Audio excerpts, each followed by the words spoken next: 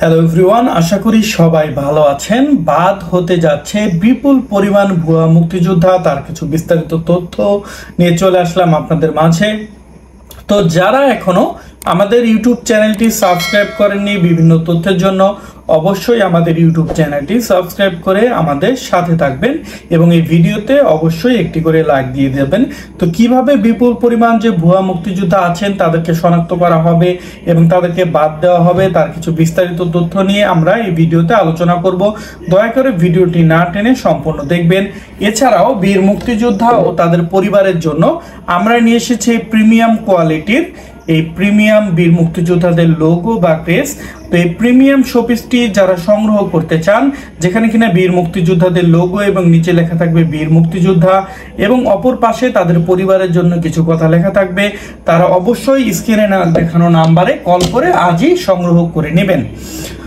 তো বিপুল পরিমাণে বাদ হতে যাচ্ছে ভুয়া মুক্তিযোদ্ধা। আপনারা সকলে অবগত আছেন যে অন্তর্বর্তীকালীন সরকার শপথ গ্রহণের পর থেকে যে সকল ভুয়া মুক্তিযোদ্ধাগণ আছেন তাদেরকে বাদ দেওয়ার কথা বলা হয়েছে এবং এই যাচাই বাছাই প্রক্রিয়ার মাধ্যমে ভুয়া মুক্তিযোদ্ধাদেরকে শনাক্ত করে তাদেরকে বাদ দেওয়া হবে। তো তারই নির্দেশনা দিয়েছেন ডক্টর মোহাম্মদ ইউনূস। তিনি অন্তর্বর্তীকালীন সরকারের প্রধান উপদেষ্টা হিসেবে আছেন। এছাড়া মুক্তিযোদ্ধা বিষয়ক উপদেষ্টা হিসেবে আছেন বীর মুক্তিযোদ্ধা ফারুকী আজম। তো তারা এই বিষয়গুলো নিয়ে বিভিন্ন সময় কথা বলেছেন। তো তারই প্রেক্ষিতে আজকের ভিডিওতে আমরা জানিয়ে দেব কিভাবে ভুয়া মুক্তিযোদ্ধাদের শনাক্ত করা হবে এবং তাদেরকে বাদ দেওয়া হবে। তো বিপুল পরিমাণ ভুয়া মুক্তিযোদ্ধা যুক্ত হয়েছে বিগত কিছু সময়ে। তো এই যে ভুয়া মুক্তিযোদ্ধাগণ আছেন, যাদের কারণে প্রকৃত যে সকল মুক্তিযোদ্ধাগণ আছেন তারা কিনা তাদের প্রকৃত সম্মানটুকু পাচ্ছে না, এই ভুয়া মুক্তিযোদ্ধাদের কারণে যারা কিনা আসল মুক্তিযোদ্ধা তাদেরকেও অনেকে ভুয়া বলে দাবি করে। তো সেই কারণে দেখা যায় যে একজন লোক যখন প্রকৃত যুদ্ধ করেছে তাকে এই বৃদ্ধ বয়সে এসেও এই ভুয়া মুক্তিযোদ্ধার ট্যাগটি গ্রহণ করতে হয়। তো ভুয়া মুক্তিযোদ্ধা পরবর্তীতে যাচাই বাছাইয়ের মাধ্যমে কিছু সময় নিয়ে তারপরে এগুলো করা হবে। তো ভুয়া মুক্তিযোদ্ধা শনাক্তের জন্য প্রথমেই যে বিষয়টি দেখা হবে তা হলো বীর মুক্তিযোদ্ধাদের বয়স। বীর মুক্তিযোদ্ধাদের বয়স বর্তমানে কত বছর এবং যুদ্ধের সময় বয়স কত বছর ছিল এবং সেই বয়সে তার যুদ্ধ করার কোনো ক্ষমতা ছিল কিনা বা সে যুদ্ধে অংশগ্রহণ করেছিল না কিনা এই বিষয়ে দেখা হবে। তো তার প্রেক্ষিতে দেখা যায় যে আপনার একজন বীর মুক্তিযোদ্ধার সর্বনিম্ন বয়স ধরা হয়েছে 12.5 বছর। তো 12.5 বছরের নিচে যদি কারো বয়স হয়ে থাকে সে বীর মুক্তিযোদ্ধা হিসেবে গ্রহণযোগ্য হবে না।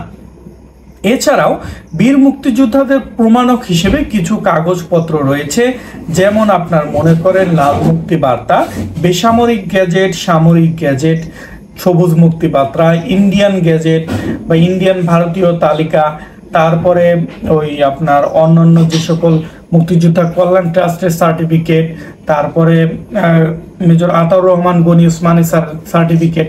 তো এই সকল কাগজপাতিগুলো বিবেচনা করে একজন বীর মুক্তিযোদ্ধাকে মুক্তিযোদ্ধা হিসেবে প্রমাণক দেওয়া হয়েছিল। তো এই সকল কাগজপাতির ভিতরে অনেকেই দেখা যায় যে আপনার নকল কিছু কাগজপাতি তৈরি করেছে, যার দ্বারা তিনি মুক্তিযোদ্ধাদের বিভিন্ন বা তিনি একজন মুক্তিযোদ্ধা এই হিসাবে তিনি দাবি করেন।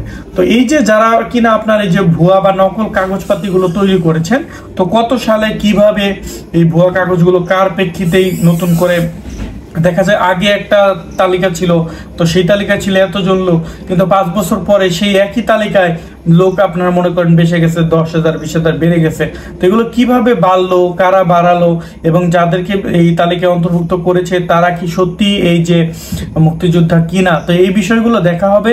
তো কাগজটা এখানে ফ্যাক্ট করবে। তো প্রথমে আমরা বলেছি বয়সের ব্যাপার, তারপরে হলো কাগজ, তো এগুলো তারপরে হলো যে এই যাচাই বাছাই প্রক্রিয়ায় অবশ্যই আপনার মনে করেন আপনি যে বীর মুক্তিযোদ্ধা তার প্রমাণক থাকতে হবে এবং আপনি যদি বীর মুক্তিযোদ্ধা না হয়েও যদি আপনি ভুয়া মুক্তিযোদ্ধা হয়ে যদি এই সকল মুক্তিযোদ্ধাদের নাম ধারণ করে থাকেন তাহলে আপনাকে পরবর্তীতে শাস্তির আওতায় আনা হবে এবং আপনি যে সকল সুযোগ সুবিধাগুলো গ্রহণ করেছেন তা আপনার থেকে নেওয়া হবে, ফেরত নেওয়া হবে এবং আপনাকে জেলও খাটতে হতে পারে।